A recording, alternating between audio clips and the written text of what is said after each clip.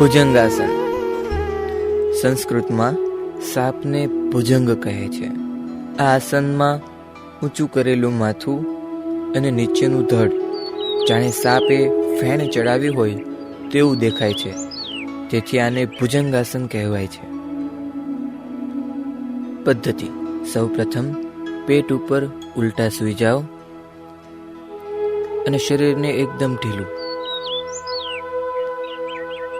ત્યારબાદ બંને હાથને ખભાની બંને બાજુમાં લાવો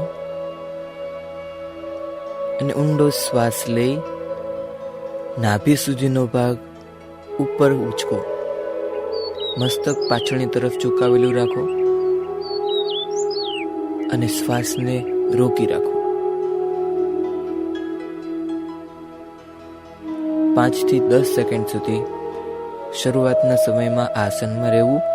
ત્યારબાદ ધીરે ધીરે 1 મિનિટ સુધી આ આસન કરી શકાય છે અને રોજ આ આસન 3 વખત કરવું.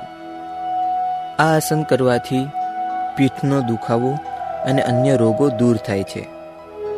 આ આસન પેટના અંદરના અવયવો ઉપર દબાણ લાવીને રોકાઈ ગયેલા મણને મોટા આંતરડા અને ગુદા તરફ ધકેલે છે.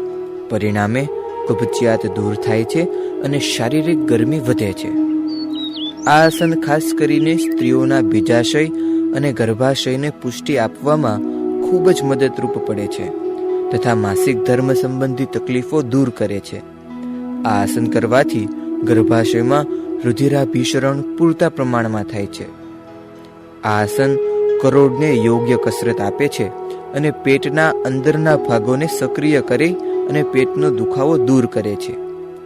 આ આસન છાતી, ખભા, ગરદન અને માથાના ભાગોને વિકસાવે છે તેમજ શરીરને એકદમ સુડોળ બનાવે છે.